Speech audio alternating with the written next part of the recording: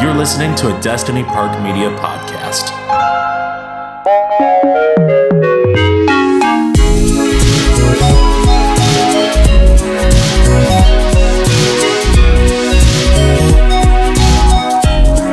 Welcome to the greatest gamble of all time, the Acura Slide podcast. I'm your first host, Michael D. Rowland.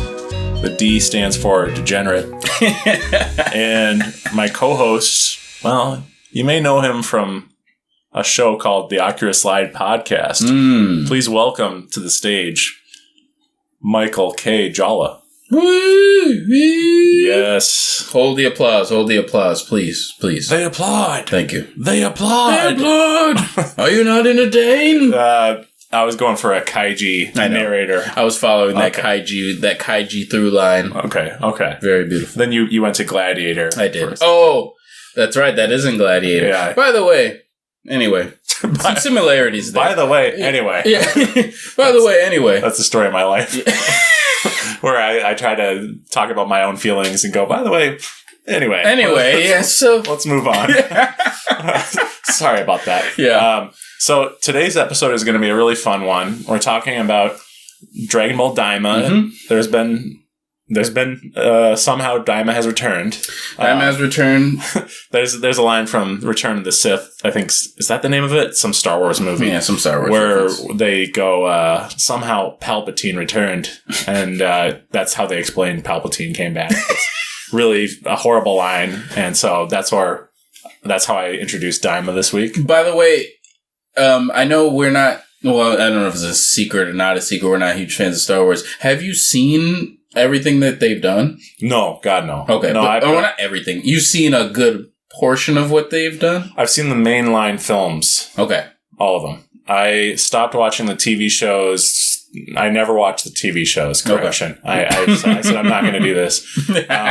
Even when people were saying, Mandalorian's great. It's got a little baby Grogu puppet. Mm-hmm. And I'm like, oh, that's great. Looks like a nice puppet. Nice puppet. I'm bored. Like, anything you tell me about Star Wars, I immediately, like, my eyes just turn into, like, Z's. Yeah. I'm just like, zzz. I'm kind of with you. I've never been a Star Wars fan, but I haven't seen a lot of what they've done. What I have seen, I think, is fine, but I never understood it. Yeah, and I'm actually just not even going to, like, go into my specific opinions about it just because it's not worth it. But I have seen all the main movies, and I don't know enough about Star Wars to even listen to it and laugh at it. It's genuinely not something I enjoy talking about. Like, I mean, is that serious? I know. Isn't that funny? Isn't that funny? Yeah, in the space where it's like, this is disgusting. Really, like, you can hear it in my voice where I'm just, like, getting so annoyed even imagining giving my actual opinions. Because it would just be such a waste of time. Oh, my God. Like, I had more fun talking last week about Sonic 3 than I would about Star Wars. Oh, yeah. No, I feel you on that. Yeah. Zero. That's about the most fun that can be had. But I will say, yes, every time I've watched a new Star Wars movie in theaters, I enjoy pretending I'm in, like, I think they're called an X-Wing. Sure. I'm in one of those ships as I drive home. Like, so you're just, like, zooming along. There is some still childhood magic to it, and I loved the original trilogy. Okay. And I have good memories of talking about the Force with my grandma on my dad's side. She talked about how she liked the Force as a concept, and that's about all I'll say about it. So, okay, that's fair. But we haven't lost all of you. Yes. So going on. Anyway, carry on as you will. Pete Campbell reference there. Yes. Shout out to Pete. We're also going to be talking about Kaiji, the survivor. What's it called? No, Kaiji, the ultimate survivor. And that's the first season of an anime. You can find it on Crunchyroll.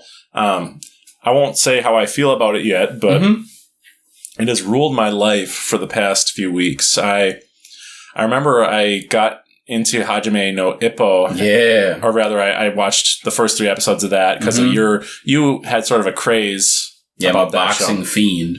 Yeah, and you got into that show real hardcore. Yeah. And I was like, man, I cannot believe Jalla somehow found the time to watch like tens of episodes of this show in such a short amount of time. Cramming. And for Kaiji, I watched the first season of that show. in one weekend. You got 26 episodes in a weekend. Wow. Yeah, I legitimately could not stop watching once I started. Like, I was so invested in this character's situation. Mm-hmm. And it's the perfect anime to watch if you're me, because we just had that episode where I talked about getting out of debt. Yeah, man. Learning about, like, finance. And I still remember vividly the scars I carry from having debt. And how it feels to try to get out of it. Yeah, yeah. And this show is about debt. Yeah. A lot of it is about debt. Yeah. So we'll get into that later. But now that a few of our shows have kind of ended, not a few, but a lot that we were watching, I feel like I took 1 foot out of the space. I know we've been watching Kaiji and we're watching Daima, but for some reason I feel like a little disconnected for some reason. I have no idea why. Because Daima is very new and it's coming out, and it's not done. Mm-hmm. It's coming out daily, but... Weekly. Daily would be insane. The animators would be just dead. We did another episode. Release it. Hurry. Yeah, it'd just be stick figures. Yeah, yeah. It's like, oh, I see that. I see that little little stick figure Goku. Spinning the power pole most of the episode. Yeah, it's like a stick and another stick. Yeah. No, yeah, I feel a little, I don't know.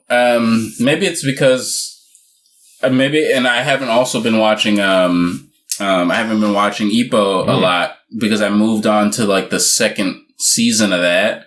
And the show has less weight currently in the second season because the first season is very Ippo focused. And I think the second season is kind of like rounding out kind of the rest of the crew, which is fine. Yeah. That can lead to good things. Yeah, but it can be slower. Like I mentioned a few weeks ago, it's like eating your vegetables where it's going to pay off. But yes, exactly. Sometimes you have to dip your toe in slowly and it takes time. And it's one of those things where like, I don't want to spoil anything, but yes, it's just one of those things where like, it's a now what. Yeah. So. Okay. Yeah. But yeah, I'm a little out of it, but I think, as we watch more things and as new things come up to our attention as far as in anime and manga, manga, I got to get back in my manga space too. I've been a little, again, I think I'm a little bit out of it and I want to get back in. Okay. Yeah.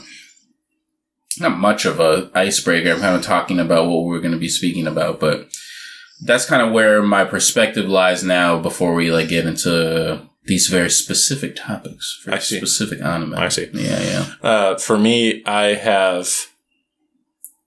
people like when we get real on here. Yeah. I have been going on 3 days of not very good sleep. And that's not great. No, it's not. And I stayed up really late on Thursday and on Friday we were doing drum tracking, hopefully final drums for the new Dermot. Nice. And sounding good, sounding great, sounding mega. Yeah. But the session started at like 6, so 6 p.m. I went until like nearly midnight. Sure. Got home late, had to brush, floss, and then on Saturday, I was like, I'm going to go to bed early and I'm going to get some good sleep. And so I don't know what happened. Insomnia grabbed you. I don't know about insomnia because I was going to say I limited my screen time, but I looked at my phone and I did want to check one little clip from the most recent Daima episode. And I literally was standing in the kitchen and I watched pretty much the entire episode like that. Oh, I see. Yeah. You pulled in. Just for fun, because I had already seen it on Friday. Oh, I see. So I just did it, and then so I didn't have limited screen time, I guess. But I still felt tired.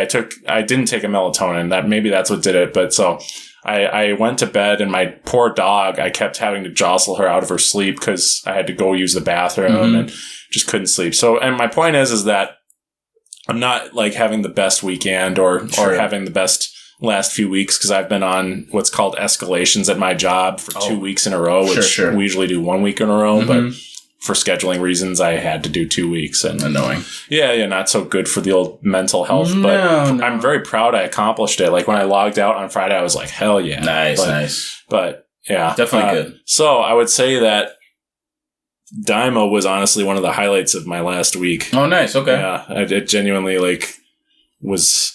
I have thoughts. I have thoughts about it, to be sure. And as do I. But it was definitely one of the best parts of the week. That and hearing some great drum sounds. And but yeah, and this album, I've been working on it since August. And I've been working on it since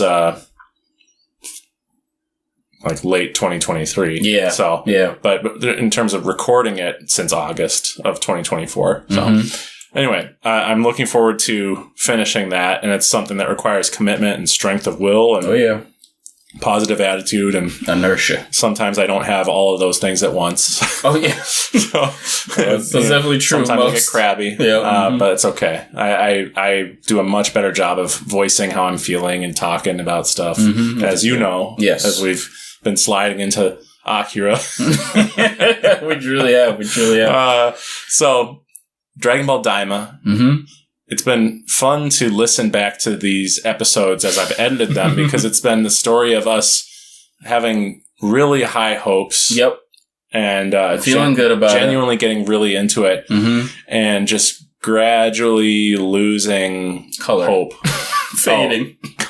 Color. You said color. I said losing hope. But yeah. So where we last left off was that, like, you had sort of gone off the hype completely. Yeah. And I was more skeptical, but I still had this sliver of hope in me. And episodes 15 through 17 are what we're talking about today.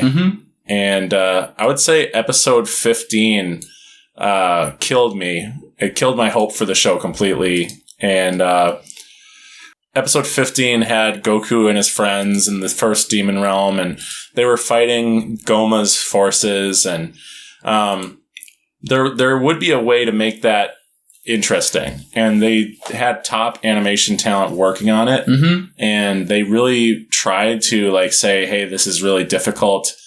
Hey, they're having a hard time, but it made no sense. Yeah. And that's the thing. I can accept a lot from Dragon Ball. Sometimes the writing isn't top tier. Sometimes certain characters get sidelined and it sucks. Yep. If it doesn't even make sense, it's really aggravating to watch. Yeah. And seeing Goku and his Planet Buster friends being taken out by goons who have guns. Here's the thing. And I say here's the thing a lot. Sorry, my ladies. Because only girls listen to this podcast. That'd be kind of cool. That'd be really cool, actually. I say that because it's like the most ridiculous thing to imagine possible. The girls like, let's listen to some, not like there are, of course, girls who love anime. Of course. But tons, by the way. Only girls listening to an anime video game nerd podcast. It's a cool concept. It's a cool concept for me too. And we're not saying that in a creepy way. It's like, no, I just mean it's cool. Like if we had fans who like also went to the Chapel Rowan concert, right? Had like Chapel Rowan Akira Slide T-shirts, you know, Beyonce fans, Beyonce, Lucy Liu, you know, Taylor Swift, that whole thing, all the greats. Yep. But they could have said, like, these guns used black magic and they suppress anyone's chi. Like chi, bring it to chi, or anyone's life force. So they go, I can't turn Super Saiyan. I can't access my, I can't shoot ki. Right. I'm practically like just a regular martial artist now. Right. That could have taken 30 seconds to explain. Yeah. And instead, they have Goku get shot by one laser and he freaks the fuck out and it hurts him.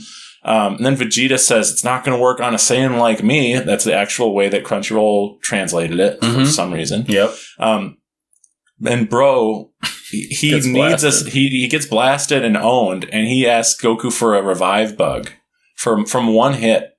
And Piccolo, this bad guy shit. Piccolo suggested, I can go out there, I can regenerate. So is he like thinking he's going to get his limbs blown off to smithereens by these guys? Like, these are guys who can, again, they're planet busters. Yeah. Like, and I suspended my disbelief for so much of this stupid show.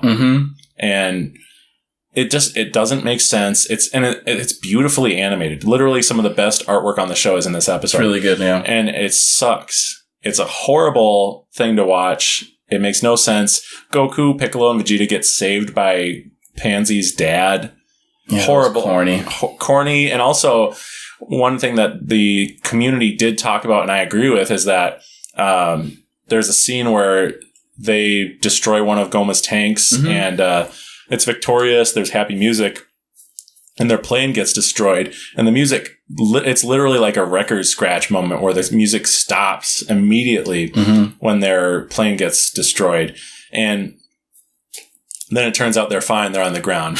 And, but there was a shot where Goku's eye gets big and it looks like, oh, and like freaks out. That could have been like cool dramatically to be like, oh shit, someone died because we weren't taking this seriously. Right, like a real thing. Like, and then it's like, nah. It's just a shit. And it's just an epitome of this, the lack of stakes. Yeah. And it's frustrating as hell. And episode 16 started out really weird too. Yeah. The stupid Goma, Ginyu Force, Timu Force. Timu Force. It's so bad. Got a hashtag Timu Force. Yeah, okay. Well, yeah, but they waste half episode 16 with Vegeta taking out this Ginyu Force knockoff, which we knew they sucked. Yeah, you called that. I knew they were trash, but you called that. It's so they literally should have been removed from the show. They served no purpose. It's just another gag. It's a nothing burger. Yeah. And they wasted half the episode on it, but the expectations were already so low from the previous episode that I'm just like, yeah, this is just going to be the show from now on. Yeah. However, fighting bad guys, like I said. Yeah. However, I did feel hope return in that episode as well, because the second half was really, I thought the direction was good. I thought that Goku and his friends rescuing Dende from Degasu was a cool scene, and they didn't give enough of it, but the scene where Shin talking to his brother actually felt kind of meaningful and kind of sad in its own way. Yeah. It was still not perfect, but no.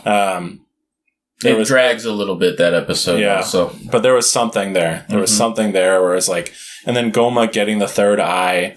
That was some of the best stuff of the episode comedically, where he was trying to get the third eye. Yeah. And he was trying to get the third eye out with all these tools. And then he goes, I got to take a dump. And then he realizes, wait, and uses a plunger to get the third eye out. Yeah. Good gags. That was really funny. And, I do like that Piccolo is the one who chops Degasu and knocks him the heck out. Yeah. Because Degasu chopped Dende when Dende tried to stop him from using the wish in a similar way. So it's sort of a cool moment where he gets him back, Yeah, definitely. He owed him one. He owed him a chop. Yeah. So I'm not saying that, like, this episode was good.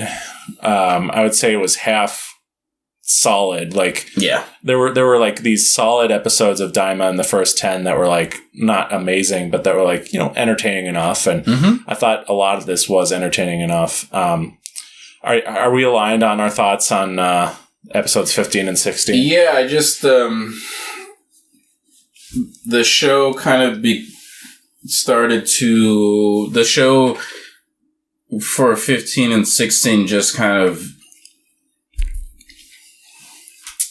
express more of what I was feeling that the show was. It was just like, this is a kid show. Boring. They're fighting little bad guy characters, and they're trying to like give them like a run for their money, which is like a joke, like in a way that, because we know who these fighters are. The fact that they're kids honestly shouldn't mean much. Like, right. I think that's their explanation. It's like, no, of course the lasers and things are hurting them. They're children. It's like, guys, Goku, when he was an actual child, was not affected by like guns and like, at least I don't remember that. No. Him being affected by those types of things, like in a level where, it's just a lot of kiddie stuff. And Goku literally asks not Goma. He asks Neva to help out. He's like, can't you do something about these guys? That's totally out of character. Why would he ask Neva to fix the situation for them? Yeah, that was a little weird. That's weird. And then he doesn't turn Super Saiyan until the episode's over. Yeah. And by the way, there were moments where I went, oh, this is going to be cool. They're going to all of a sudden up the stakes emotionally. Mm-hmm. There's a shot where a little girl goes to the window and says, Mommy, there's a round-eared boy outside. Oh, round-eared boy. And I'm like, oh, there's like people who live here. Mm-hmm. And Goku might see like, oh, this fight we're having with the army, they're starting to destroy, because the army would destroy like actual homes and stuff. Yeah. And Goku might say, Yamada, like, you know, I forget the Japanese word for stop. Yeah, it's definitely a Goku pet peeve. Yeah, like, and so Goku's morality is such that if he hears about something happening, he doesn't really understand it, and he doesn't get upset. But if he sees bad things happening to innocent people, he freaks out. Yeah, he flips. He says, "This is wrong," and my monkey brain gets mad. Yeah, but it never pays off. No, there's never. I don't think there's been a moment in this show where something that's set up pays off dramatically. No, I think it's not dramatically. No, I think that in that respect, Daima has been literally an unending series of disappointments. Yeah, where like I keep thinking like, wow, this could pay off in a cool, dramatic or emotional way. Yeah, and every time I'm let down. And so, yeah, I think I'm just done with it. Yeah, I think not with the show, but with that, hoping for that thought, because, you know, like we mentioned, episodes like 1 through, I'll give them 1 through 10. I'll give them 1 through 12. Actually, I know that the Vegeta Super Saiyan 3 episode is not perfect, but I still think it's on that level of fun. Yeah, they're still holding on to quality. Yeah, but beyond that, it's been just a string of loss and spinning its wheels. Yeah, it's a lot of like meandering, and it's really undefensible.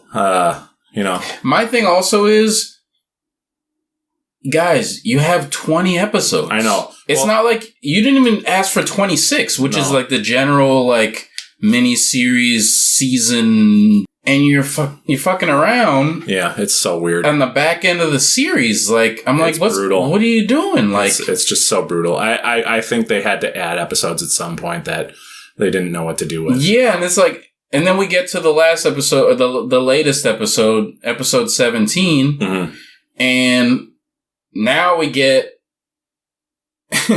we get Goma is now this big bad. How do I feel about it? I guess, Michael had mentioned it earlier. I think he already had this idea of kind of what the show was going to end up manifesting for Goku and his friends and stuff like that. And you basically see that play out in episode 17, which is a lot more action focused. And I think it was fun to watch. My issue is that I feel like it's too late. This sounds so crazy, but what I mean by that is like, I feel like they should have been building the terror of Goma throughout the back half of the season at least, to then get to this point where we're battling. We just kind of landed in the battle. Yeah. And now we're just all fighting. Yeah. So, I agree with you. I think that this series, every time Goku would talk about facing Goma, they would say, oh, you should be adults for that. He's really, like, dangerous. Right. And but then we never see him being dangerous. We never see him being dangerous. The show doesn't present him as such. They present him as a coward who's hiding, which I like that portrayal. Yeah. But fine. Why is everyone saying he's dangerous? Right. What's dangerous about him? They also never show him doing anything particularly villainous. Right. So why do we really care all that much about him having all this power? Like, there's no scenes of him, like, saying, I think I'll sentence these villagers to death. Like, yeah, where's the twisted part? The only time that's happened is in episode 4 when his people were rounding up townsfolk and saying, yes, you have to give us high taxes. Yeah. Otherwise we're going to take years off of your life. You know, that was a tough scene, but we never see him actually overtly being villainous for the most part, except for kidnapping Dende, I guess, but he was like hesitant about even hurting him, like, right. He didn't want to kill him. They're like, make sure you take care of him. Yeah, and he was taking good care of him. So I don't know. So my thoughts on episode 17 are probably more positive than yours, it sounds like. Yeah. I'm not going to be the guy who thinks that, like, just because this has the most action, that's why I like the episode, because that's not why.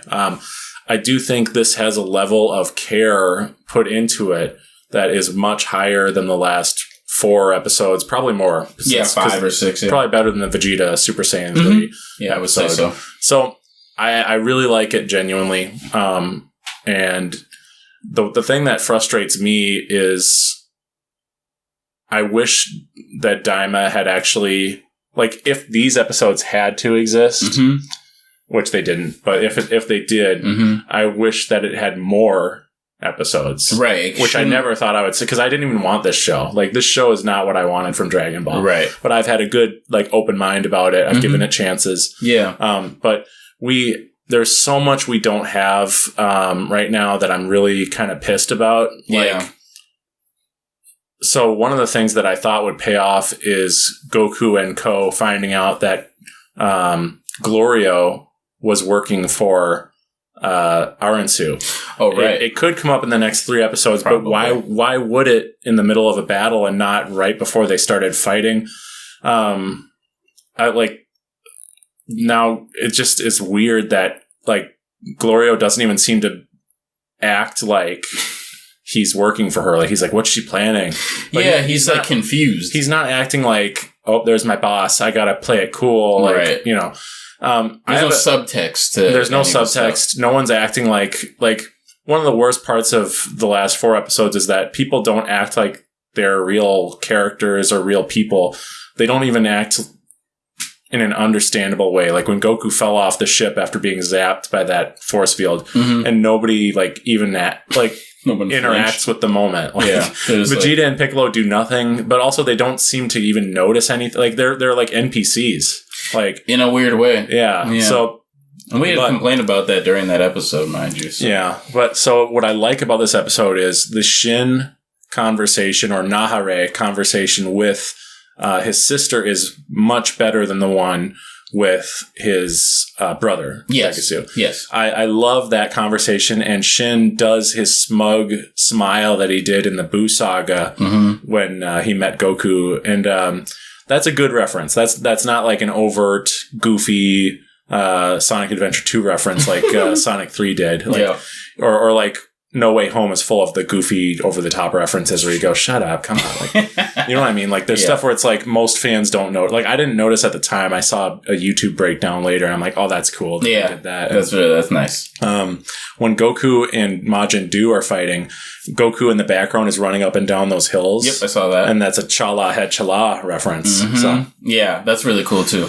Really cool, really cute. The show does a lot of that. Yeah, no, I think that the way that the resources were spent on this show, not to hop all over the shop, but the frustrating thing is that they put so much care and time into the animation, and the writing is like a first draft script. Like, it sucks. Right.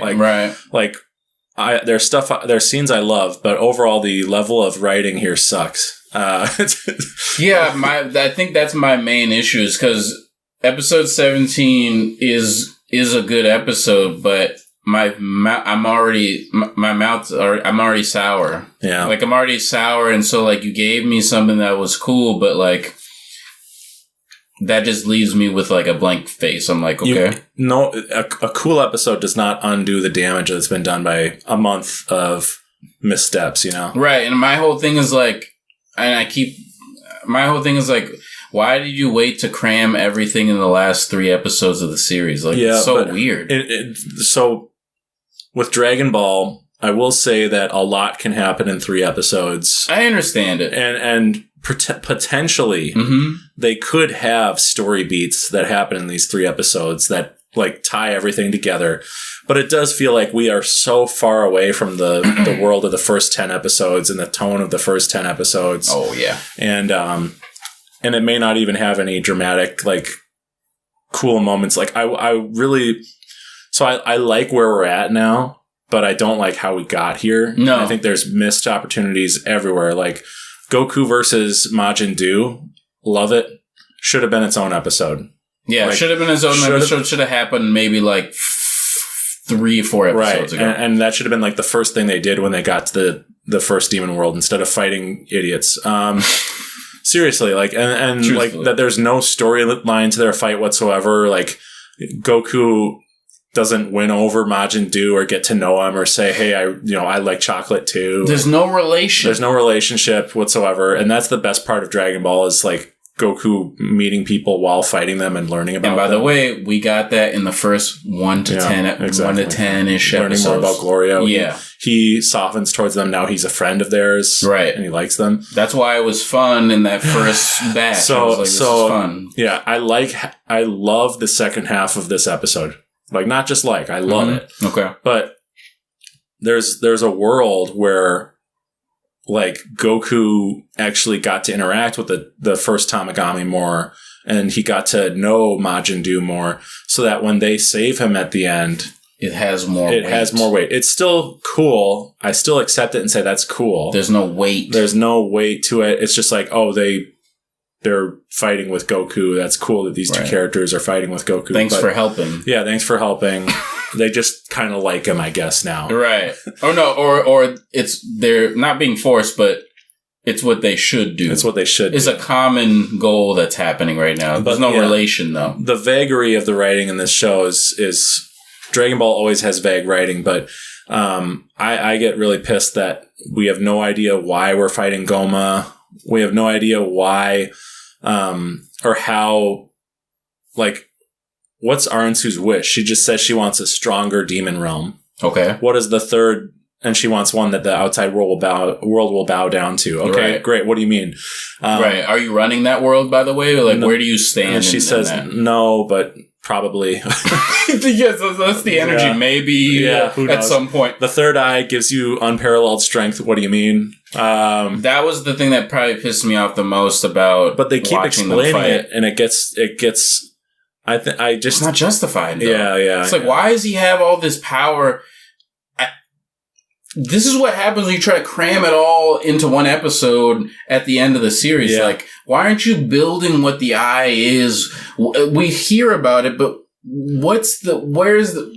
tell me what it is. Tell me what the power, where's it coming from? They could reveal something about that later. And sure, maybe they will. Yeah, why didn't Supreme Demon King Abra constantly wear it? And perhaps there's like a weakness it has. Sure. Where it like destroys the user. That's like a classic Dragon Ball trope. Yeah. Absolute power destroying someone. Mm-hmm. And he hasn't earned the power. And the lesson of Dragon Ball in most sagas tends to be if you haven't earned the strength that you have. Like Frieza, he's a naturally gifted person. Yes. And Goku worked really hard to attain his strength. Yes. He starts out the fight being weaker than Frieza, but through his own like perseverance and the fact that he has like the love of his friends and and the fact that he fights for a reason. Yeah. Whereas Frieza fights for no reason other than like torturing people and his own ego. He's sick. Yeah. But he has natural talent, whereas Goku is the underdog. And Vegeta has natural talent. Oh, yeah. The underdog. Fantastic. So the lesson in Dragon Ball usually is if you attain your power by ill-gotten means, Goku will wear you down and win the day. Yeah. And so I'm sure the third eye does something to the user. So the Dragon Ball community is saying that next week is going to be an episode that's going to be huge. It's going to break the internet. So I'm guessing. So you liked that I got one prediction right for the show. So here's my predictions for the show. Mm-hmm. Oh, you had a good tonal understanding of what they were going to do when they did it. Which is like everyone, essentially everyone Goku and his friends met along the way is helping him. Yeah, I didn't see that coming, actually. Yeah. I mean, you mentioned it, but I was like, would they have? I've never really seen a thing where anyway. I would have thought that the Majin Buu and Ku thing would have been like more part of the story before Goma interrupts. Like that would have been cool. Yeah, more lore. Whatever. It's fine. Exactly. Nah. I think that next week they're going to make, Super Saiyan 4 canon. It may not be called Super Saiyan 4, but it'll be a form that Goku is only able to access through like either interaction with the evil eyes dark energy from fighting Goma, or so Pansy talked about how the second demon world is powered by I think it's like Majinite. I think that's the name of it. Yeah, they did. So, they keep mentioning that. Yeah, Goku might look at like a Majinite like energy wave or something, and it looks like a moon. And I don't know how the tail would come into play or something, but he'll turn into a great ape and then turn into Super Saiyan 4. I don't know. How do you feel about if they actually do that? Yeah, though? I don't like Super Saiyan 4. Like, a lot of fans love it, and I think that there's like a writing reason for it, which is like Goku is a great, like, yes, he's a monkey boy. Yeah, we get it. And the Saiyans turn into great apes. And so I understand that thematically it works. That's a mastery of the ape. But I don't like how it looks. I don't like the, the fact that it somehow turns him from a kid to an adult. It doesn't really make sense to me. Like, yeah, that is weird, actually. That was always weird in GT. Yeah. And I have no fondness, no nostalgia for it, so it won't mean much to me if it's that. What I hope for, but I'm feeling kind of nervous about, is that I hope it's a fusion, but I just don't think that reviewers would be saying, guys, this is going to be insane. You're going to want to not be online after this episode airs because you're going to get spoiled. Sure. I just don't think they'd say that if it was like Gogeta or Vegeta or Goku plus Vegeta plus Piccolo. That's the rumor. But anyway. Goku plus Vegeta plus Piccolo. I would be interested in seeing what the hell that looks like. Because, we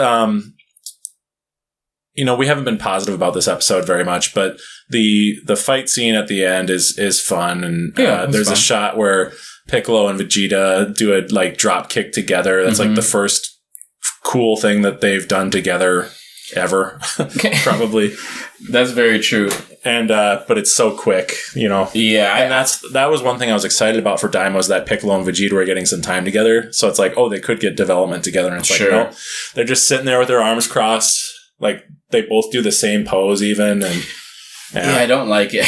I kind of wish that. This was actually something I didn't want, but sometimes what you want and what you should get are different. And I honestly kind of wish that Piccolo and Vegeta, if they were in the show, they come in like King, whatever the king's name is, that's not Goma, her dad. They come in the last few episodes to help, Yeah, they really were not needed. They weren't needed. Anything that they've been in thus far. Vegeta, he had more cool moments, but narratively, Piccolo makes more sense to be in the demon world. Yes, but they don't Piccolo definitely does. They don't do much with either of them. No, anyway, so yeah, and so my oddball theory that will probably not come true. Oh, I got one more really quick. I'm so sorry. Oh, go. I think Arensu may be Glorio's mom. I think that may be the twist. That'd be interesting. That's his mom. And, I could see that. Dabura's his dad.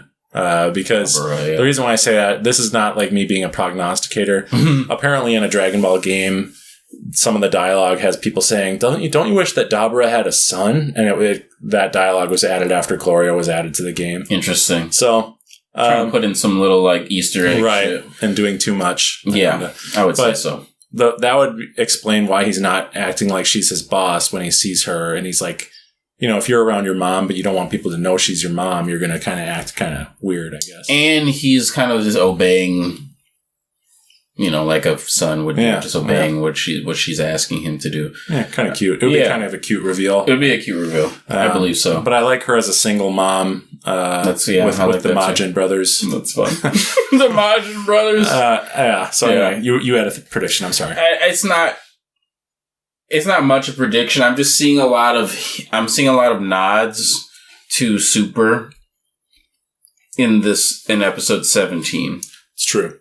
And so that's making me think that some of the climax of what happens in Super will replay out in Daima in some way. You got Goma wearing the fucking Jiren suit. Yeah, it's impossible not to. It's like, I'm like, that's Jiren's suit. He's wearing Jiren's suit. Yeah. Super buff guy. Just has power for no reason. This is like a Jiren. And then you got Goku. He's doing his transformation.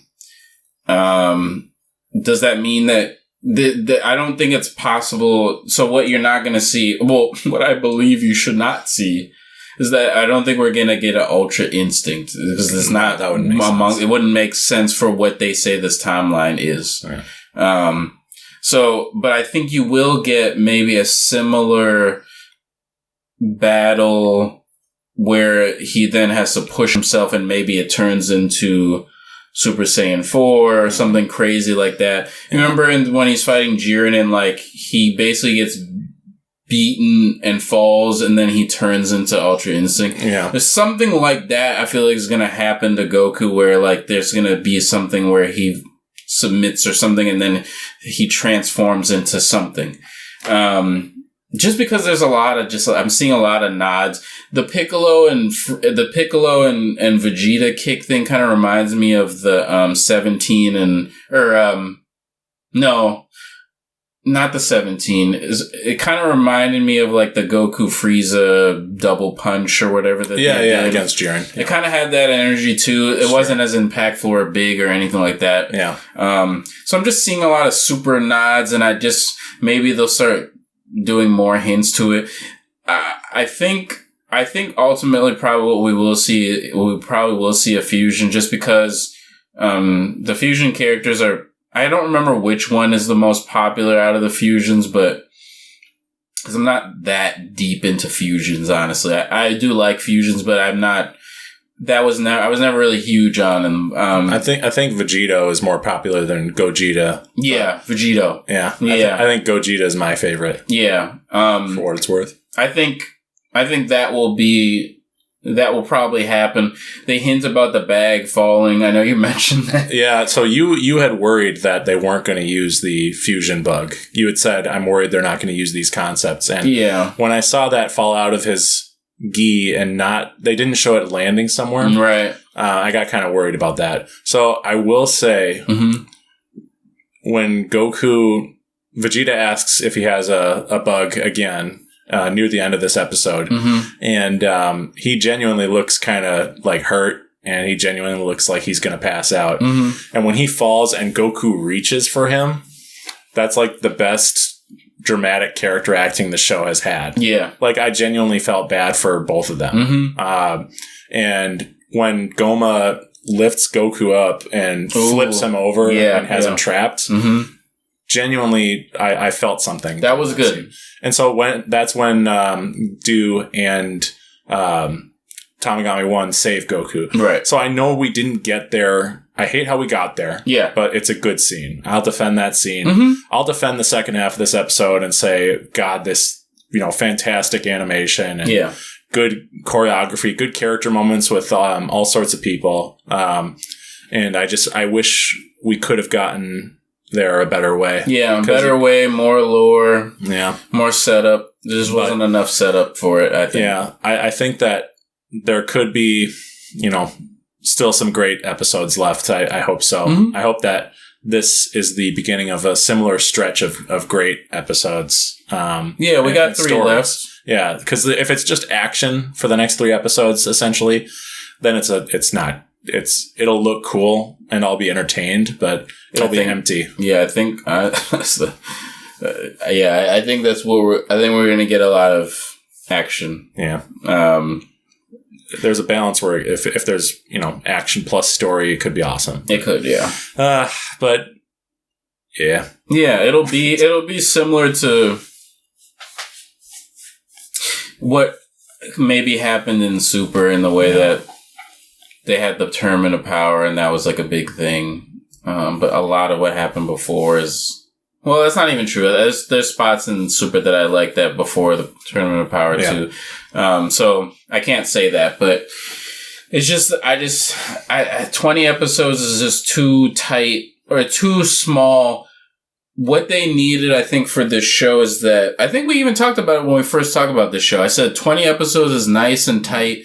That means everything that you do in the 20 episodes really gotta mean something. You gotta build towards something. Yeah. And you wasted a good portion of the show not doing a lot. Yeah. For a 20 episode run. Yeah. We gave it our best best foot forward. We trusted them for a lot of it and defended the pacing, and I still maintain that I was fine with the pacing for the first 10. But yeah, there starts to be a real problem after that. Yeah. And yeah, just so many dropped balls. Pansy, like the fact that she's the one who saves Dende when she doesn't know him at all and has no connection to the character whatsoever, and that she's on the sidelines holding him when she doesn't know him. Yeah, it's interesting. And why isn't Bulma at least, or like Hybus? That could be funny. Him holding a baby. That would be funny. Yeah. Hey, Hybus. When Bulma says, "Hey, that eye looks like the one that was on your belt." So I thought if the joke was him like actually not caring that it was his eye, then it wouldn't have worked. But the fact that he starts sweating after he says, well, one eyeball's just like the next. He's like, he genuinely feels like, ooh, shit. Yeah, so, that is funny. So I hope that the bag with the bugs, I hope that someone finds it and brings it to Goku, you know? Yeah, I feel like Hybus is like, I have a vision that there's Hybus several has ways the this bag could go somewhere. Yeah, Hybus could have grabbed it, or Majin Do, because he says he's really like not just strong but good at shopping. I forgot about that. And he's good at like finding stuff. I think he could find it because remember he helped make Majin Do. Yep.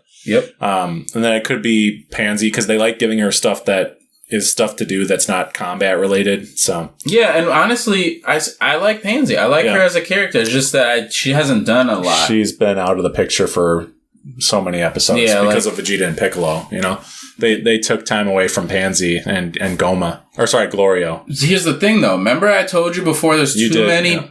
I was like, remember I said I like Goku and his new team and his new crew. That's who should be going through the story with us. Not, why are you putting all these characters that we know, they don't do anything in the show? I feel like someone in the boardroom got the original concept for Daima from Toriyama, said, this is great. So this is great, Sensei. Right. But we need to have Piccolo and Vegeta here. And the guy says, why? I fell for the trap too. You remember I texted you and said, looks like Piccolo and Vegeta are going to be a part of this. I was worried it was just Goku and Supreme Kai. Right. But yeah, it's not needed. The charm is lost when there's too many people. And right. You don't have enough story for everyone. I think Bulma's literally here. Is she in the episode? She is. No, she talked to Hybus and said, "Isn't that the third eye?" Right. It's like, she's there to give exposition, and like when Goku says, "Everyone, let's work together," she says it's not like Sun Kun to suggest everyone fight together, and she mediated Goku and Vegeta's argument, which I usually don't like the Goku and Vegeta squabbling stuff. I thought that was hilarious. It was funny, yeah, because Goku had a point where he said, "You already just fought the last one." Yeah, and when Goku said, "Who are you guys?" I love that Majin Ku introduced himself before Rowland. That was hilarious. I'm telling Majin Ku. I am Majin Ku. It's like, why did you start first? He's so great. And the fact that he thought when she said one of our guys is going to fight one of your best representatives, he nominated himself. So funny. He's not the strongest one there. And he goes, I'll do it. It's like, what the fuck are you doing?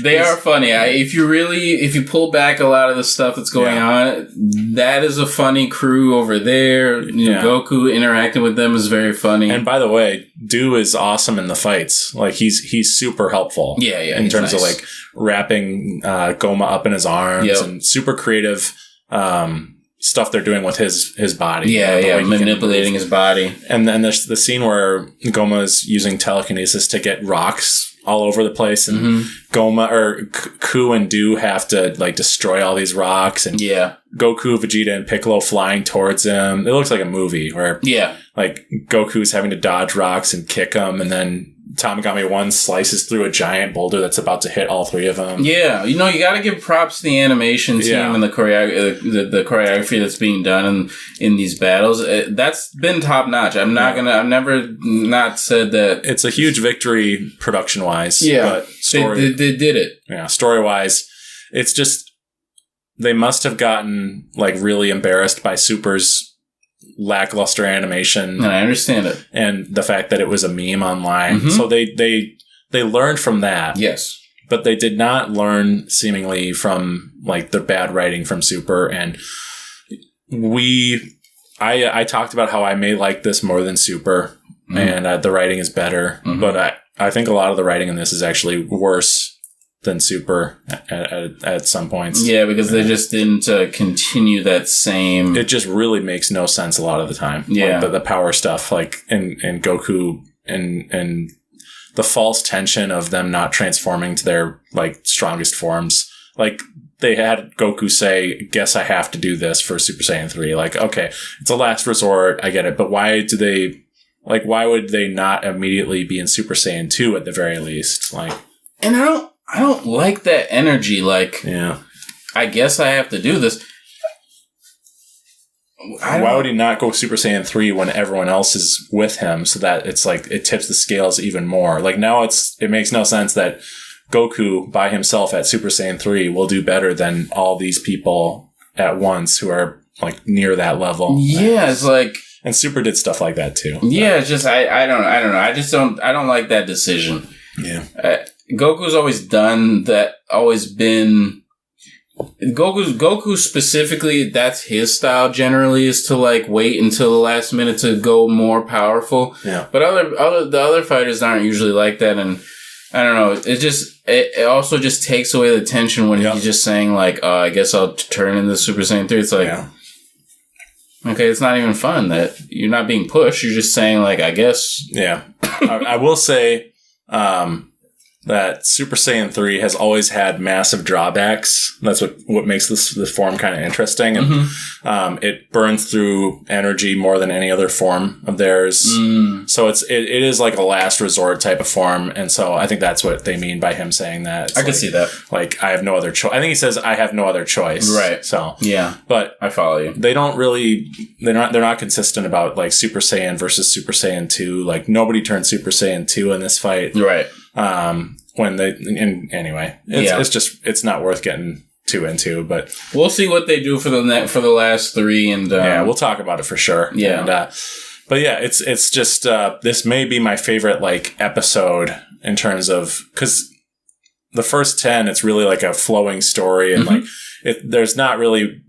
Episode 2 was maybe my favorite after this one. Yeah, and we've talked about how the Tamagami 3 fight with Goku is a masterpiece, but the second half of that episode is all about them making Majin Ku, and like it's cool, that's right. Yeah. But it's not like the two halves are not the same level, and that's okay. Like I love that first half, but by the way, episode 8 still stands alone. I think is the best still animation. Yeah. No, it's they won't top that. I don't think. I don't think so. I think maybe technically this episode had better animation, but the problem is more that, people. Yeah, this doesn't have the like competent storytelling of the previous episodes before Tamagami 3. You know? Yeah, this was just great, and it had a better environment. Like there's a mano-a-mano fight too, which is always great, and it's a martial arts fight where it's this is like a zoomy, you can barely see what's going on a lot of the time fight, chaotic fight, and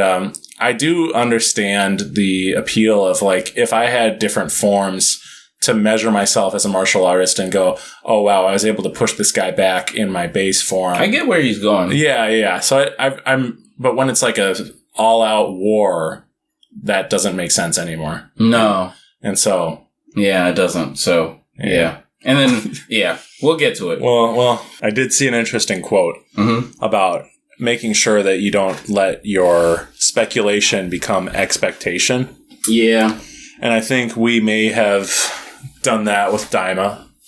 And it led to a sort of painful journey for me with this show where I didn't want this show. Like, I was not excited about it. But I gave it a fair chance, and I was charmed as hell by the story and by the world. And the characters. The characters. And this is one of the perils of watching a show week by week, I think. Like, if we watched this all in a row, we wouldn't have maybe half as many issues with it. Maybe we'd be less hyped, but I don't know. Yeah, I think you might be right. I think cramming it would feel like a shorter runtime. Yeah. And then you could be like, oh, no, they did put some stuff in there. Like, watching it week by week, we don't realize that after episode 17, they pay off the story this way, and we have to wait 7 days, so we're left with that sinking feeling of disappointment. And sure. I don't know. But I think the execution just leaves some much to be desired, at least as it currently sits. That's all. Yep, agreed. And I think even if we get I'll just say this. I think even if we do get 3 fantastic episodes, I still don't think that it changes my view of how the show played out and how I didn't enjoy the way that they treated the storyline up until they got to the end of the show. I don't like when you backload like that. Yeah. So, anyway. It's like they don't know another way with Dragon Ball, or at least modern Dragon Ball. Because the Tournament of Power, there was some real dead weight in the middle there. Oh, sure. I had a hard time watching that week by week. Yeah. That's got very repetitive, especially as they were all fighting Jiren. It's like, oh God. I know. The Jiren off. Jiren off. I'm Jiren off. Oh, gross. Anyway, thank you, Daima. You've given us some great times and some laughs, some wow, that was neat. Yeah, and I'm no longer really that excited or hopeful. Like I feel so much dread thinking about next week and what the reveal is going to be. I kind of just don't jump at the show since it flew off. So like you'll be like, "Yo, you seen the episode?" I'll be like, "Yeah, I haven't really watched it yet." Yeah. I was like, I should watch it, though, for the show. For the show. Yep. Not to say that I would have seen it, but I'm not running to see it, I guess is what I'm saying. I gotcha. No, listen. It is what it is, though. Goku has come back from worse situations than this. By the way, very true. He's definitely been in much worse situations. Yes. So this is just cutesy, that's all. Yeah. And I didn't know that's what it was going to be until I figured out later. I'm like, oh shit, this is like a cutesy show. Yeah, but I swear something happened. We're going to find out later on. Mm-hmm. Something happened in production with this show. Maybe something happened after Toriyama passed away. Right. And they didn't really know how to handle that. Sure. And by the way, I think given that it being a kid-like show, cutesy show or whatever, I think it actually succeeds in that realm. Mm-hmm. I bet. I'm not a kid watching the show, so I don't know how I would feel. But I think a kid would really like this. Like, this is a really cool show. To tie this back into something we talked about last week with the Sonic movie, where I said a fan base will accept almost anything if you like cater to them and hit their nostalgia. Like the people were hyping this episode up like crazy, but a lot of the hype is because of Goku turning Super Saiyan 3 at the end. And I'm just like, guys, I've seen that form. We're better than this. Yeah, like it's cool. It doesn't mean anything right now, though. No. So, anyway, I'm with you. I like the episode, though. Yeah. It honestly, like I said, maybe my favorite episode of the show. But how we got there makes it feel so empty. Yeah. So gives it less weight. Yeah. Oh, speaking of weight. The true weight. The weight of debt. Mm-hmm. The weight of money itself. Money itself. Money is evil. Gambling good. These platitudes. When I was driving over to your place tonight, I had this thought that what if Kaiji had more like backstory for him and showed him in school? And what if they had an Ippo style scene where these two girls were talking about, oh, gambling's so horrible. Gambling's disgusting. And then Kaiji goes, hey, don't say that. Gambling's actually pretty cool. and then he goes, oh, I'm sorry about that. And puts his hand behind his head. Just like Ippo. Yeah, just like Ippo, yeah. Sorry, did I say something? Oops, sorry. You know, but it becomes infinitely more pathetic when you're defending gambling instead of boxing. Gambling's actually a cool thing. Gambling's really cool. Yeah, you can go to the slot machine and sit there for hours. They don't move you. Yeah, they don't move you. Lose your money. They don't check if you're dead for weeks. No. So, too far. No, it's funny. It's still funny. Kaiji-san. Jeez. I don't know how I got into Kaiji. That's a great... Because I was going to ask you where this even jumped. This show kind of like found you, it feels like. It does. I watched it and I was like, this feels like not you. It doesn't feel like you because I don't think you gamble, but... No, but I have that... I've got that dog in me. Yeah, for sure. Like, you know me pretty well by now. Mm-hmm. And there was a time when I was unemployed and mentally, like, deeply unwell. And I was desperate. Yeah. And in that desperation, I said, I'm never going to make enough money on my own. Like, I'm trapped in a horrible life. Litecoin is the way out of this. Yo, you fucked with Litecoin too? Yeah. Yes. Litecoin.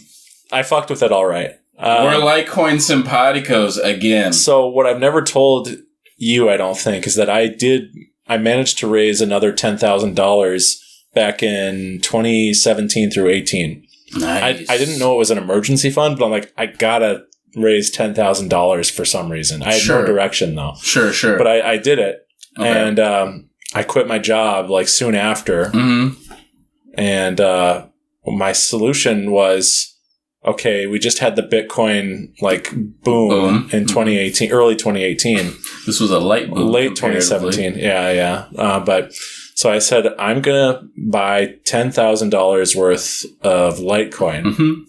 It's a smart plan because I've seen it go up big. So that means it'll go up big again. And by the way, Litecoin was supposed to be paralleling Bitcoin. Yeah. It was supposed to be the little sister of Bitcoin. So whatever Bitcoin did, Litecoin was supposed to be following suit. The ads showed Goku and Vegeta. Like, Goku had the B symbol on the back of his gi, and Vegeta had the L symbol on the back of his G. Got it. Not ads, but fan art. Sure.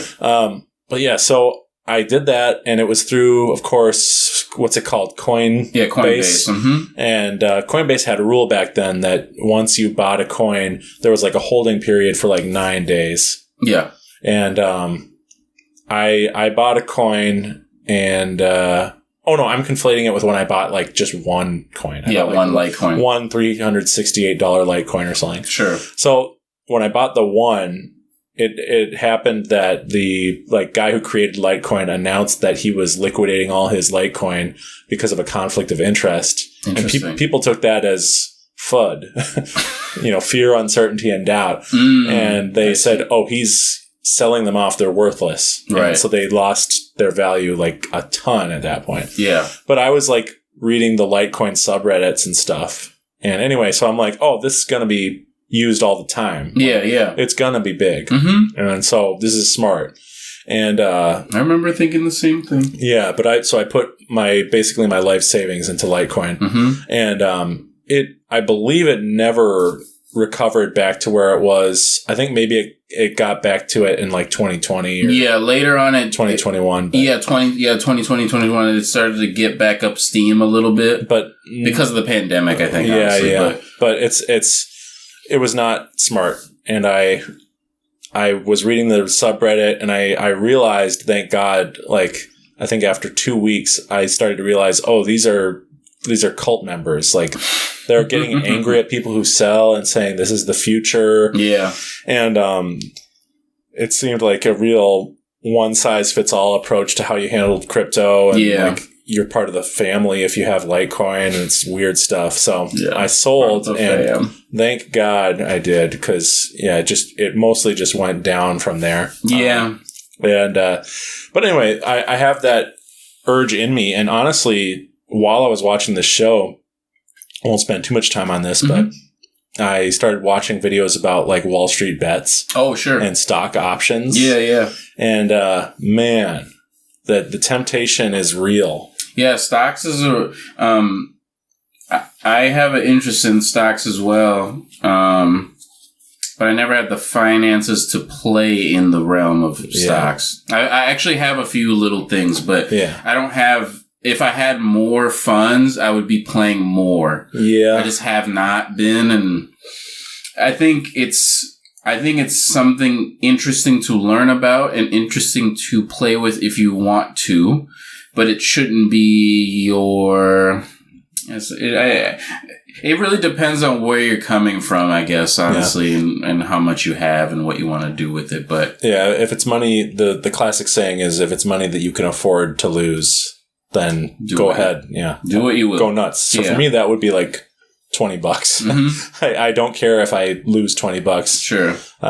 That's about it. You're right. But if you're rich, you could just fuck around. Yeah, you fuck around. But you know, options is like the way option traders work. It is glorifying. It's glorified gambling. Yeah. And so there's that part of me, because I came up from an addicted family. Mm-hmm. Like, we all have our vices. Sure. And there's been gamblers in my family. Okay. So I noticed, like, when my friends and I have gone to the casino, like, I don't do, like, anything. Gotcha. That's, like, the reason why I drink, like, once or twice a year. Got almost. it. So, mm-hmm. So I totally understand what Kaiji, the series, is talking about. Mm-hmm. I think maybe it popped up in my feed because I was checking out some clips from the new Squid Game season. I'm so glad you mentioned that. Yeah, I believe Kaiji inspired Squid Game. Like, the creator of Squid Game saw Kaiji and read the manga. Really? Yeah, I haven't double verified that, but I've seen stuff online about it. So. Okay, I was wondering about that because Kaiji is obviously Japanese and Squid Game is Korean. Yep. And when I was watching this show, it was giving me heavy Squid Game vibes. Yeah. And that's so great that you mentioned that. So that wasn't just me, like, reaching. You're like, I'm imagining this. Yeah, I'm crazy. This can't be. It's definitely giving me Squid Game vibes, but maybe it's just because I just finished Squid Game. Yeah. No, it's not just you. Okay. And Kaiji fans can be kind of annoying about that, where they're like, Kaiji's better. Oh, I hate Squid Game fans. And it's like, guys, come on. You can be influenced by something, and they can both be valid. Mm-hmm. I'm not that guy. No, I understand. Yeah.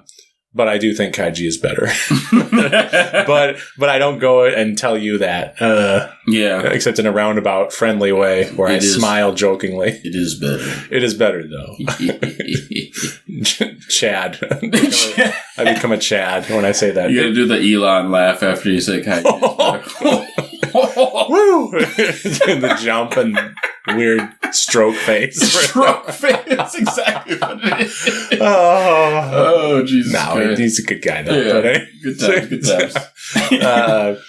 So Kaiji is the story of a young man who has just graduated from high school, I believe. Mm-hmm. And he moved to Tokyo. And this show takes place in the 90s, so it's during what was known in Japan as the Lost Decade, where the economy was doing terrible. And, I didn't know that. Yeah, lots of young people couldn't find work. So, and Fukumoto, the author of this work, he was Kaiji's age around that time. Okay, that's interesting. I didn't know that about Japan. I believe. Mm-hmm. So yeah, it was a tough time, and I think a lot of like dystopian works were inspired by that. Sure. Okay. That's interesting. Yeah. So Kaiji, he can't find a job. He is a layabout. He just plays card games with friends occasionally, but he doesn't seem to be a very good card game player. No. Judging from the one scene we have. But he was a co-signer on a loan for a coworker. That's right. Not even a very close friend, but just a coworker. Yeah. And it immediately shows you Kaiji, he's kind of a sucker. He wants to help when people ask for help. Yeah. And that takes root, and you learn more about Kaiji throughout the show. But sure. He gets a loan shark comes to his door and tells him, hey, you know this guy Furuhata? Yeah, we can't find him. Or the lender can't find him. I represent a company that is trying to collect on his debt, and we have this ship called the Espoir, the Ship of Hope, that if you come on here, you can gamble, and you can earn enough money not just to pay off your debt, but to potentially have like a rich life. Yeah. And fruitful life. I love that they had the discussion because Kaiji's like, well, it's just like $300,000 or whatever, not dollars, but he says it's just this much. I'll be fine. Like, shouldn't take that much longer to pay off. And he does a breakdown of the loan interest and to Kaiji. Yeah, and it's so great. And there's this like chart of like the interest rate and how it's going to affect, how it's going to capitulate or whatever over the years. It's really good. Yeah, for sure. And I think that most anime, if that discussion were to happen, they wouldn't frame it this way. But for Kaiji, it's framed dramatically. Very dramatic. Oh, it's so good. But what sold me on the show is the discussion that Kaiji and Endo have, where Endo says, like, you feel hopeless, you do nothing, you have no friends, you have no prospects. Do you know why that is? And Kaiji's like, I don't know. And he goes, it's because you don't have any money. And at first, like, you go, whoa, what? Like, just weird answer. But he goes, imagine a basketball hoop 100 meters off the ground. You wouldn't even attempt to make a shot, you know? Yes. And it's true. And that's how our world can feel when we're poor. Like, that's true. You don't even try to save up money because it all seems so unattainable. Right. And philosophically, the show has some great moments like that where it represents money and poverty in a way you've never thought about it before. But just the shot of the giant basketball hoop, it's like, fuck, that is so true. Yeah, they do a good visualization of like the fear and the thought. Yeah. And I think I really like the thing that I really an aspect of the show that I really like is when they get into the show kind of breaks when they get into this like real talk dialogue about like the human psyche. When they start doing the human psyche talk, we're like, we're not even talking about you now. We're just talking about like, this is how humans are. Yeah. That's a really cool part of the show where they kind of break off and like start dissecting the nature of people and how they react to certain things and buckle and the flaws of man, really. That's really great. Yeah. And Kaiji is a gambling anime. And it is purely a gambling anime, but it's also not just about gambling. No. And yet it is purely a gambling anime, if that makes sense. Whereas like there's shows about gambling and mangas about gambling, but they have these like super genius characters who are like, the game is always rigged to help them. Yeah. Because of their charm and they're the main character energy. And Kaiji doesn't have plot armor. He definitely does not. We'll keep the discussion non-spoiler until we reach a certain point. Sure. Like, because I want people to listen to this. Yeah. Or you know what? Watch it too. I want people to watch Kaiji. Give it a shot. So the boat is a group of desperate people who have tons of debt to pay off, and they come together on this ship. It's a cruise ship, and they're playing restricted rock, paper, scissors, which is so cool. I would actually love to play this. Like a card game version of rock, paper, scissors. That's right. It's a card version, and it's such a great way to introduce the series. You know, it's a great game, and it's not just blind luck. Like, there is thought to what card you're going to play. Yeah.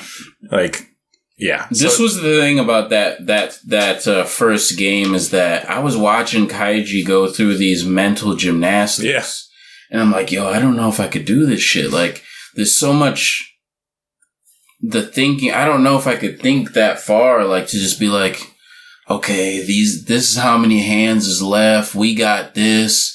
Those guys probably got that because they just played this hand. So that means this is the type of thinking that he's doing, like, and coming up, he's being forced to come up with these ideas to save not only his life, but these two other guys that he, like, befriends. Or not really befriends, actually. It's not really a befriending. It's really more of, like, I think that it was just interesting, the type of mental gymnastics that Kaiji has to do with this rock, paper, scissors game. And it intimidated me. Yeah. Because I was like, shit, I probably couldn't. That would be the game is fun. You know, we all play rock, paper, scissors, like, live, live style, but doing it with a number of cards and the game rules. That's the thing. That's the other thing too. It's not like a simple game, right? There's a game rule where, you can't have any cards left, and you have to have 3 stars because they gave them stars on their jackets. Like, yeah, it's crazy. It's a lot going on, so it's a lot to keep in your head. It's a lot to keep tabs of, and I just thought it was a really difficult game. Yeah, one of my favorite scenes in the whole show is when he meets a guy and clocks him as a balance rock, paper, scissors player. And he uses that to destroy him. Yes. I won't say how, but what makes Kaiji work for me is that Kaiji, he's a good guy. He's a really good person. And he's also incredibly flawed. Yes, and very much so. Naive and way too trusting of people. And yet he learns from his mistakes. You know, he learns from the people that he trusts that he shouldn't. Right. He's not a static character. No, you know? No. He gets stronger as the show progresses. Which I really like. You can actually see that happening. So I should probably give a tip off to the audience. So, the show is in sub and dub. Yes. Mike is the sub man. I'm the subby. And when I found out that there was a dub, I said, oh, great. Maybe I'll watch the dub. And then I sent you clips of the dub because there's compilations on YouTube of, like, the dub being kind of bad. Yeah. To say the very least. Yeah. And I watched some of the dub, and I thought it was ridiculous. But I said, hey, remember, I remember I said I was going to be the dub guy. And if they have a dub, I should watch it from that perspective. So I've watched the show through dub eyes, and it is hilarious. And and the tone is so weird in dub.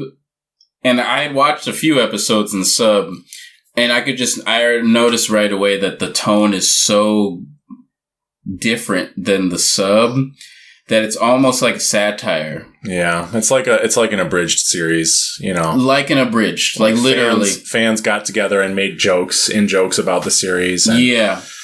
The way they make Kaiji like a badass in the dub is really weird. That's the thing. He's actually more badass in the Japanese version by being like sensitive and kind. Yeah. But they have him say like, thanks bitch, when you get someone's star. It's like a Aaron Paul. It truly is. Yeah, like, oh, we love that guy. Like, let's make our character sound like that. No, the dub sounds like friends kind of getting together, like, to have fun, like, reading dialogue that's supposed to be loosely based on a Japanese show, and then, like, just kind of having fun. Like, fucking around, like, yeah, let's have fun with this, and let's see what it sounds like. And they just kind of, like, the performances are just over the top.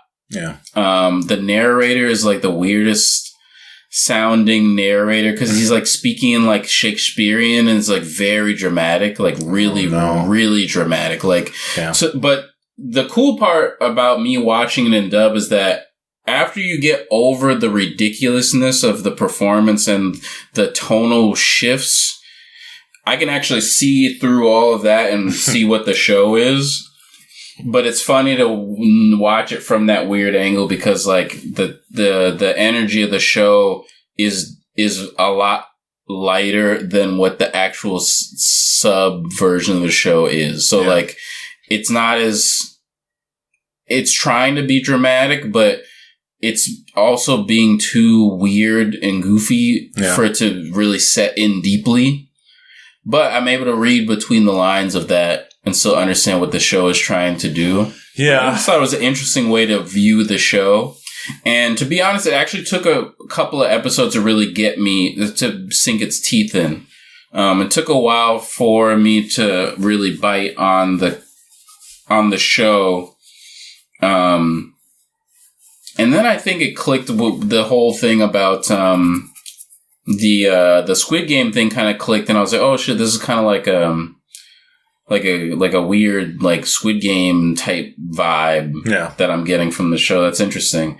I wonder if Mike noticed that at all. I better not mention it. Yeah, I'm not going to mention it. I'm going to save it for the pod. He'll make fun of me. Yeah, I was like, why would you say this is not like Squid Game at all? It's not like Squid Game at all. Yeah. That's you fear a little bit of that, but But no, it was interesting. So it took a little bit for me to get into it, and then I finally got into it. But when I was watching the show, I knew why you would like it, though. Because I was watching and I was like, oh, yeah, like this is kind of like the energy he was talking about a couple episodes ago. And like I could see where this like really clicked in. Yeah, I would say that this show captures true despair better than any anime I've ever watched, certainly. I would say that these characters the sub. Yeah, the sub. I'm sorry. No, I literally, while we were talking, I forgot you hadn't seen the sub for a lot of stuff. Yeah, I've seen a few episodes of it. You've seen enough to know that it's much better. Yes. And the voice actors for the Japanese version of the show are phenomenal. Really good. Yeah. They're really good. We rewatched a little bit of the sub because I needed to be refreshed on I wanted to hear like what they sounded like again. Yeah. Their performances are so good and they're dramatic, but like tension building dramatic, not it just works. Yeah, not forcing it. Yeah. For me, this is a show that the tension is amazing. The voice acting, when this is a show where you're going to see men crying a lot. They cry a lot. And yet I never found myself getting like annoyed or thinking it didn't work, even though they are crying more than you would in reality. Because one thing that also is like that is that the character designs are not my cup of tea. Like that was the other thing I was going to mention to you. Yeah, like that's the thing. I'm like, this is like not something I would choose to watch usually. Mm-hmm. But the character designs were so much not my cup of tea that it wound up like doing the like Uno reverse, and it made me more interested because like I saw snippets on YouTube that had titles that showed like depravity and like the levels of scary shit that Kaiji had to face. And the designs were like something out of like Astro Boy or Metropolis. And so a lot of hard lines and thick, giant noses. Mm-hmm. Huge noses, like a very angular show. And so that's something that I stay away from. Like, this is the type of thing that Ippo caught me off guard with. It was that type of character design. Mm-hmm. And you show me these character designs now and I say they're genius. They're perfect. Mm-hmm. And they fit for what the show's doing. And the animation, it had a tough time getting used to the style of Fukumoto's character designs, I would say. Like, you can see it in the first opening. Mm-hmm. They didn't know how to like design Kaiji's nose for certain angles. Yeah. It's very sharp.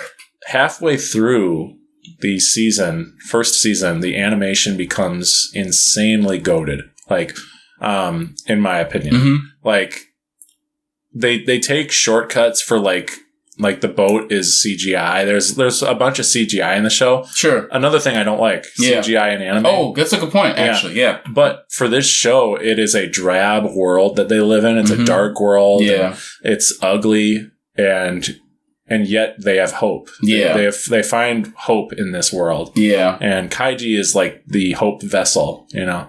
But so the CGI works, mm-hmm. the strange character designs are actually, they seem to be elevated to show like the level of emotion that these characters are feeling. Mm-hmm. And they become contorted with grief or with greed or with some Picasso-ish. Yeah, it is art. Like it is true art. Mm-hmm. And so it wound up growing on me to the point where I love the character designs. Now, here's the funny thing. Mm-hmm. The manga, I've been meaning to purchase some of the manga volumes for this show. Yeah. The character designs for that have turned me off. Are they the same angles? No, well, they are like Fukumoto, like the big nose mm-hmm. and the angles and stuff. Yeah. They're even more like every hairline goes like to the back of their neck. Like he does hair in a very simplified way. Yes. Where the hair just, when you see the back of their head, it just goes down to the back of their neck to the top of their back. Like, yeah. No matter what. And the shapes are like all him, but the faces are a little different than the anime. Okay. Especially Kaiji's. His nose is more bulbous and less long like it is in the anime. Yeah, it's really interesting because But so, not to interrupt you, but it shows that I still haven't learned my lesson about not judging a book by its cover or not judging an anime/manga by its character designs because it's the same show. And yet I'm going, oh, geez, but I like the anime designs more. And yeah, no, I feel you on that. It does deter at first. It sure does. Because that was my thing. When I first watched the show, I'm like, I don't like these drawings. Just trust me, guys. Yeah, I was like, it's so hard lines. I'm not I really don't like angular design, honestly. I'm not a huge fan of angularness. I'm more of a rounded, smooth. I don't prefer it. Yeah, type of texture, like line drawn stuff, and thick lines too. I'm not a huge fan. I've always been a thin line curvature guy, like early 90s anime, thin line, detail, a lot of detail. Mm-hmm. Like I like shit like that. But so I think that the show had barriers for me to really fall into it. Yeah. And then I finally got into the game of what was going on. And the challenge that they had to face, him and everybody else that was taking this gambling journey. It's just interesting. It's interesting, man. It's like a car crash or something in a way.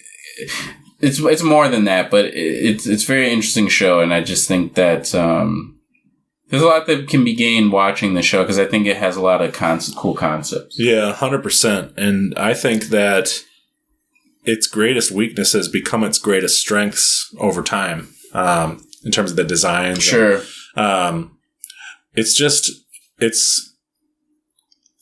It reminds me of Dawn to Dawn in that the way that it tells stories can be so, economical, where it shows so little of Kaiji's life outside of the gambling. Right. And yet you see enough to learn how he's doing in his day-to-day life. Mm-hmm. And they don't waste your time. Right. This is a show that doesn't waste your time. And yet the pacing, and you know me, I love slow pacing sometimes. It's as slow as molasses sometimes. And that's what I'm saying. There's a lot of things that I was like, And yet, when I'm on a roll, I can watch 5 episodes in a row and just go, I loved every one of these episodes. The show is so inertia based. It goes granular. It goes full granular as he plays these games. Mm-hmm. And there's a discussion of capitalism later in the show that it starts off so heavy-handed and obvious that it becomes genius. Mm-hmm. I like that. I like that section. I'm pretty sure I saw it. Yeah. And we're trying not to be spoilery. There's an incredible speech by one of the characters where he explains why he kind of hates Kaiji's generation. And he says they don't know how to get serious. Ooh, I like that. Yeah, and in the English version, I don't know how they said it, but I'll send you the clip. Yeah. But he says they live their lives thinking that it hasn't really started yet, and once they reach a certain point, it'll be their real life. And it's only at the end of their life that they realize, oh, wait, this was the real thing. But they always justify that my real life hasn't begun yet. And let me tell you. That's scary. Getting real and being honest with each other. I see myself in this show and in Kaiji. Yeah. He's like a total deadbeat loser. and this is geez, Mike, you bragging on yourself. I know, you have a job, you do definitely stuff. Not Kaiji. You do stuff, you have hobbies, and yet at my core, I think I just see myself in this character because that could be me. Yeah. I've been in that point in my life. Mm-hmm. And you never forget, your lowest point because you know that all it takes is, a bad day or two and you could wind up there again if you're not careful. And I think real people. I think that people that have experienced different things in life have hit that point. Yeah. Where you're, it's like a back against the wall point. Because I've hit it in my time period too. I mean, I'm currently sitting in a smaller version of it. You know what I mean? So it's like it's a smaller version. Maybe it's bigger, even bigger version. It's hard to really view it from when you're sitting in it, but so it becomes relatable in that way. Yeah. Which is makes it interesting. So I think the character can be identified with very well. The dub, like you mentioned, does like a weird job of like framing Kaiji as kind of like this weird, like not weird, framing him like as kind of like a jerk. Well, he probably is a jerk, but he is actually kinder than his voice actor portrays him as. Yeah. You see Kaiji's heart as in the games more. Yep. And it's a fake harsh exterior, honestly. It's just like one of the shit that you put up to protect yourself type shit. Yeah. So the character's played off like that in the dub, but as the storyline really gives you the real character away from the portrayal of how the character is being, voiced. Yeah, I should say so. Yeah, well, this is an example of when I had talked about like a bad localization makes it so that you and I are not watching the same show. This is it. This is it right here. Yeah, this is it. And the sad part is that the translations seem fine. Yeah, the translation's fine. The music, they are using the same music, I'm pretty sure. Yeah, I swear to God, I still question it. I think that's just because it's not a good marriage. Like, no, the original score is with a tense show, whereas you're watching it with guys who are like making jokes. Yeah, they're fucking around in the studio, like. They have this weird narrator. I should play you the dub narrator. I'm sure you might have heard him, but like you really need to hear him to like know how ridiculous sounding the narrator is. Yeah. Like this like Shakespearean, the way he I'm going to play it for you because it's amazing. His delivery. Look forward to it. It's amazing. Well, we will, I will implore you, please switch to sub if you can. Because, I think I could do that. Yeah. The voice acting in Kaiji's second half of season 1 is incredible. I think I could do that because I'm more in now. Yeah, and I kind of needed I needed to get in, and I have to be really focused with sub to catch everything. But to wrap things around a little bit. Yeah. This show also inspires me. It isn't just like me wallowing and feeling bad for myself. Like it's this guy comes back from the worst situations and he could be dead. Like, and yet he finds a way to survive. That's why the show's called The Ultimate Survivor. And Against All Odds is the title of the second season. Nice. And let me tell you, they're both fantastic seasons. Like I literally can't decide whether I like season 1 or season 2 more. Interesting. Okay, so it really continues the ride. And every day that I think season 2 is way better because it builds and it like takes these seeds from season 1 and creates something even better. Then I remember, oh wait, season 1 had this incredible event and this incredible event. Like I promise you that season 2 is worth watching. Sure. And has moments that are better than stuff from season 1. So that's what I would say. But I can't decide which is the more perfect season of anime. Sure. And there's not a season 3. It ends at 2. But it has a really great series finale. And the storyline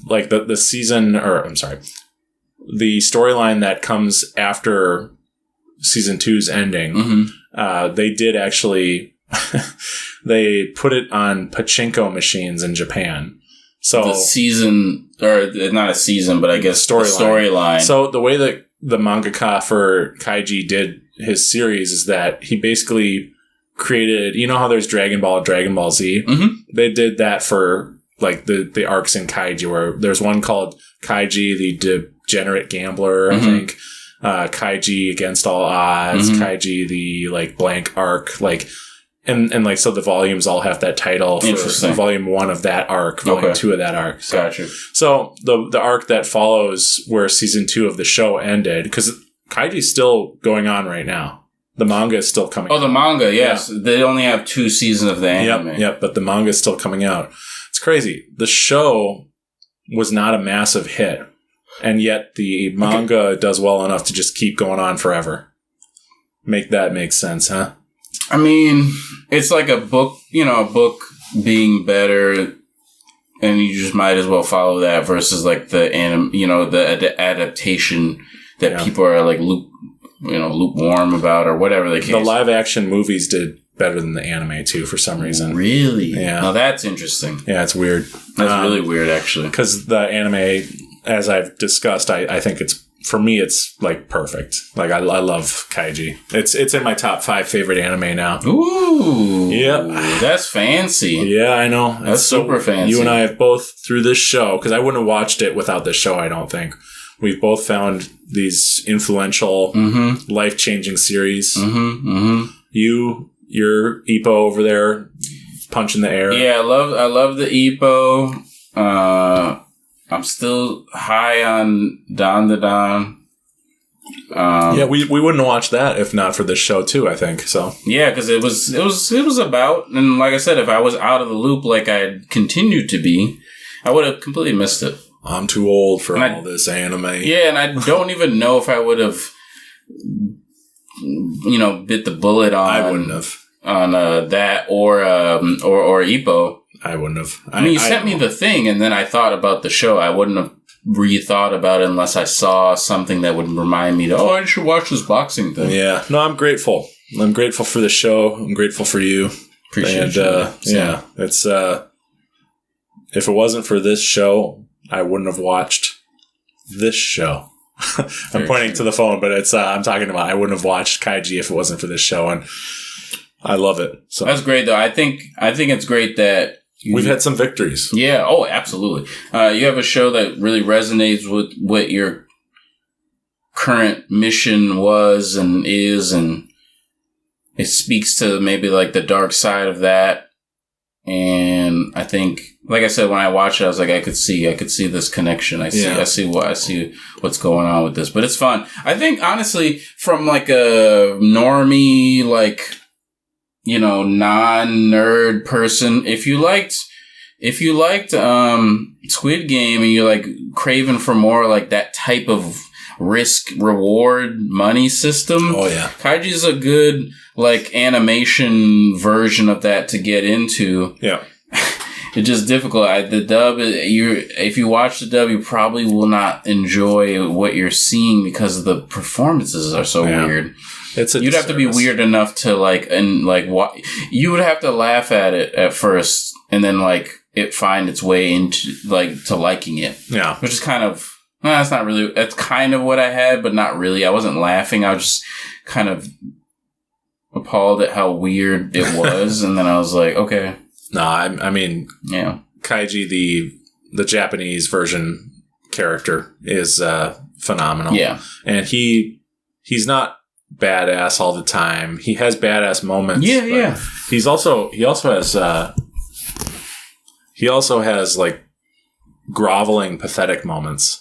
Oh yeah, and truly weak moments, or you genuinely like are disgusted at him for a moment. Yeah, it's very human, and it makes him real. Exactly, human. Like we've all had moments where we beg for whatever it is. We beg for love or beg for basic respect, or we're grovelers. And but Kaiji, desperation, what makes him different from like everyone else in that ship of hope. Is that they see themselves as a victim and see, why am I here? Why are you treating us like this? Right. But he starts to own up to his decisions. Like that's what makes him survive, is that he owns up to his mistakes and says, I put myself in this position and I am going to survive no matter what. Yeah, absolutely. And he believes in himself because he has no other option. Yeah, and he pushes his mind. Yeah, and everyone else, not everyone else, but most people in the show like just feel like they're being taken advantage of and they don't deserve this. They're blaming others. They're better than this. Everyone else deserves to be there, but not them. That's a classic trap that I think most people fall into. Oh, It's like bad things happen to people who deserve it for the most part. Mm-hmm. It's not true. No, absolutely not. Anyway, so please check out Kaiji. I think we'll do a spoiler episode someday because I'd love to talk to you about that first arc, or that actually the second arc, which I don't even want to give it away, but I think that one is just true despair and death, and that was wild. Yeah. Oh, I love it. Mm-hmm. But thanks for checking out the show, because that's one that I recommended to you. That I was going off about it. Yeah, you were high, and I don't want to like miss something that you're high on. Like, and I will get back into Ippo. Oh, because I'm caught up on Kaiji now. I finished the series. Oh, that's right. That's right. And they have a spin-off called like Mr. Tonagawa, but it's like a comedy. That's the funny thing is that. I saw that. Yeah. And I was going to ask you about that. Okay. So, I believe the dub for that is like good. By the way, that is an actual comedy. So bizarre. And I can't believe that. So Kaiji season 1 came out in like 2007. Mm-hmm. And then season 2 came out in like, I think 2011. Okay. Maybe. So there was a little bit of a gap. Mm-hmm. Then this Tonagawa show came out in 2018. So it's a huge gap. It's a huge gap. And so it makes you go, maybe there's hope that, but no, they're not going to come out with season 3 of Kaiji. Yeah, probably not. But they did a really loving job with the Pachinko Machine season 3, where you do have the original like voice cast and like the original narrator. Japanese narrator fucking rules, dude. He's awesome. Seriously, he's badass. You, before you leave, I have to play you just a little snippet of what the hell. The show's not perfect, by the way. Like, there's stuff that I could nitpick certain things. Of course. Like, they use certain devices maybe too many times. Sure. But it just doesn't matter. Yeah. Like, I literally it just rolls off my back. Like, I go, I noticed that and I don't care. That's where I landed with the dub. Yeah. I notice all the weird performances stuff, but I understand what the show is trying to do and what it's doing, and I get it. So, anyway. I'm like debating whether to tell you the stuff I noticed. There's two things I noticed, which is one, they'll do like repeating the same phrase 3 times, where it's like he hates this, he hates this, he hates this. Like, is that the narrator? Yeah. Oh, so that dramatics, the way you're saying it is kind of what the guy kind of sounds like. Yeah, but that's 'cause I saw that clip, the narrator. I see. In the dub. Okay, so you kind of heard his tone. Yeah, the tone in the Japanese version rules, but they do repeat 3 times. Yeah.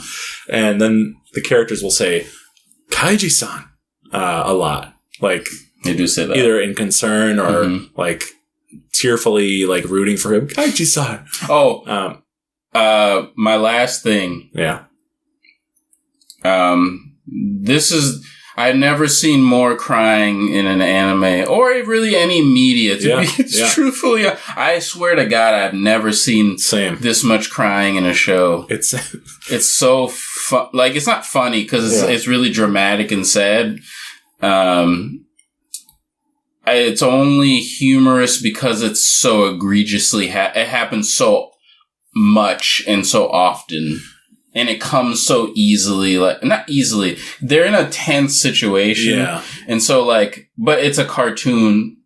I think I'm, like, demeaning it now, calling it a cartoon. It's an animation. And so, like, in anime, obviously, there's a lot of, like, exaggerated expressions. But the way that they do actually crying in this show is, like, I don't know, like, welled up eyes and then tears that stream down. And they're, like, thick tears. Yeah. So it's, like, very comic-y. It's comic-ish. Yeah, it is comic-ish. Yeah, so... But haven't you ever had a moment where, like, you biologically cried without it meaning to? Like, it just happened? Yeah, yes.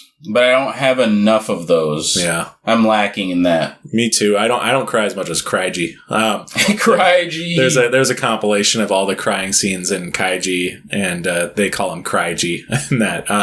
He'll let the tears go. The top comment, which I like, is that this is the only series they know of where, like, the main character is constantly crying, and yet he's not a crybaby. You know, that's a great point. Yeah, because I would never really pin him as a crybaby. It's just a lot of tears that are going on in the show. So. Hey, but maybe that's why he's surviving, because he's letting it all out. I was just gonna say, he's expelling that that energy, and then he's able to actually focus. So, well, thank you for joining me, Jala, at my home. You may leave. You may leave now. All right, I guess I'll take my bags. This is sort of a reverse psychology. This is like a Uno reverse card. Yeah, they're trying to get me out. Reverse.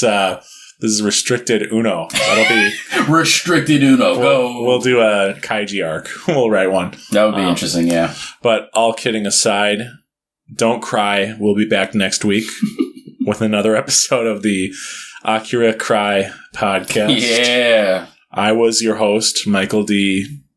Cryland. And I'm your other host, Mike Tier Jala. It's not a gamble when you subscribe to us on Apple Podcasts. Leave a review. Mm-hmm. We're trying to get 5 reviews by the end of April, let's say. Mm-hmm. March. March. Yeah. Let's do March. End of March. And if we do, then we will create a what was the bet? Yeah, we're doing a 13-minute version of our it's basically our Super Bowl halftime version. We talked about Kendrick Lamar's halftime performance, and we said we're going to do a 13-minute version of that episode if we get 5 reviews on Apple Podcasts by the end of March. Yeah, I think it'll be fun. Yeah, and does that mean we'll edit it, or will we re-record it as a 13-minute episode? Ooh, that might be a fun challenge. I thought that could be fun. Yeah. I just thought of that right now. That's a good challenge. All right, Mike, you're running out the clock. Hurry, Mike. So, subscribe, like, try to set me up with your gal pal. Yeah, follow up. Yeah, squabble up. Please advise. Yes. Please advise. Have a good week. We'll see you on Monday, the 33rd. Adios. Bye.